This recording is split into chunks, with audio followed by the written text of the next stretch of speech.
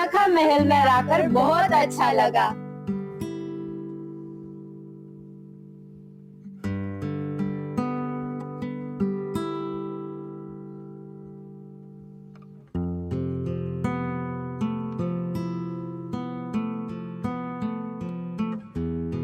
करते हैं मनुष्य को ऐसा होना चाहिए, वैसा होना चाहिए, ये होना चाहिए, उदार होना चाहिए, शूरवीर होना चाहिए।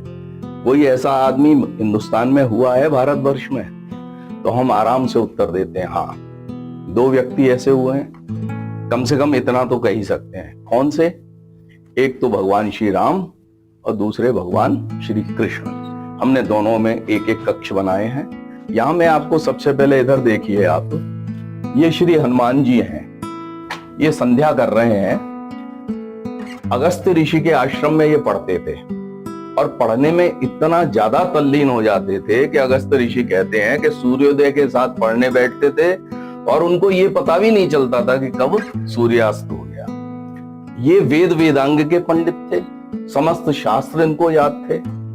ये किसने कहा? मैंने नहीं कहा, स्वयं भगवान श्री राम ने कहा। ये चित्र देख रहे हैं आप। यहां पर जब ऋषिमुख पर्वत पर सीता को खोजते हुए राम और लक्ष्मण पहुंचते हैं तो सुग्रीव को लगता है कि कहीं ऐसा तो नहीं है बाली के भेजे हुए कोई लोग हों, तो इसलिए हनुमान को भेजते हैं कि इनसे जाकर के आप लोग बातचीत करिए और पता करिए कि ये लोग कौन हैं। तो हनुमान वहां जब जाते हैं तो राम इनसे वार्तालाप करते हैं, श्री राम। तो उनको लगता है थोड़ी देर में कि ये बहुत पढ़ा लिखा व्यक्ति है। तो बाद में ये सर्टिफिकेट जो मैंने कहा ना राम देते हैं, कैसे देते हैं? वो कहते हैं देखो लक्ष्मण, ये जो व्यक्ति हनुमान है ये चारों वेदों में पारंगत है। इतने सारे वार्तालाप में एक भी स्खलन किया हो ऐसा नहीं मुझे दिखा, इसलिए ये वीर तो है ही परंतु वेद वेदांगों का पंडित है। अब आप सोचिए कि वेद वेदांगों का जो पंडित है उसको हम लोगों ने क्या बना दिया? बंदर। बंदर कैसे वेद वेदांगों का पंडित हो सकता है? आप सोचिए। अब यहाँ पे 2-4 बातें मैं और आपको बताता हूं कि हनुमान जी दरअसल वानर थे। ये एक अरण्य में रहने वाली जाति थी, वन में रहने वाली जाति थी, जिसको वानर कहते थे। वरना आप वाल्मीकि रामायण उठा करके देखेंगे ना तो वहां जो किष्किंधा नगर का वर्णन है जिसमें वानर रहते थे, वहां जो पालकियां बनाते थे ना ये लोग, उस पर जो चित्रकारी करते थे उसका ऐसा सुंदर वर्णन है कि वो कभी बंदर बना ही नहीं सकते उस चीज को, है ना। वो वानर थे, इस बात को अपने ध्यान में हमेशा से रखना चाहिए, ठीक है ना। जैसे ग्राम में रहने वाले को ग्रामीणर कहते हैं, नगर में रहने वाले को नागर कहते हैं, तो वन में रहने को वाले को वानर कहते थे। दूसरा, पूंछ की ये बात कैसे हुई भाई? तो एक्चुअली होता क्या कि उनकी बड़ी पूंछ थी, हर व्यक्ति उनसे पूछ के काम करता था। सुग्रीव के दल में एक भी व्यक्ति ऐसा नहीं था जो उनसे पूछ करके काम नहीं करता हो। उनकी पूछती लिए इसलिए कह दिया लोगों ने उनकी पूछती। पूछ। दीपक ठक्कर, प्रधान आर्य समाज जामनगर। मेरे साथ है नरेंद्र भाई मेहता, मानद मंत्री आर्य समाज जामनगर, और हमारे साथ है आर्य समाज जामनगर संचालित श्रीमद दयानंद कन्या विद्यालय की प्राचार्य, माध्यमिक और उत्तर माध्यमिक विभाग की प्राचार्य श्री प्रफुल्लाबेन रुपड़िया। आज हम यहाँ नौलखा सांस्कृतिक केंद्र की मुलाकात पे आए।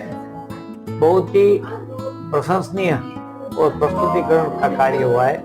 वेदों की सरल भाषा में प्रस्तुतिकरण, महर्षि दयानंद सरस्वती के जीवन का संदेश, महर्षि दयानंद सरस्वती की जीवनी, रामायण के कक्ष, सत्यार्थ प्रकाश का जो 14 समूलास का कक्ष बनाया है, ये सभी चीजें खास करके बच्चों और बड़ों सबके लिए एकदम प्रशंसनीय, सबको आसानी से सबके दिमाग में उतर जाए, इतनी सरल भाषा में ये केंद्र में प्रस्तुत किया गया है। जिसके अध्यक्ष श्री अशोक जी आर्य हैं और उनके यहाँ आपके यहाँ का जो स्टाफ है वो भी बहुत अच्छी तरह से इसको गाइड कर रहा है और सभी चीजें एकदम सरल भाषा में प्रस्तुत की जा रही है। इसके लिए आप सबको बहुत बहुत धन्यवाद।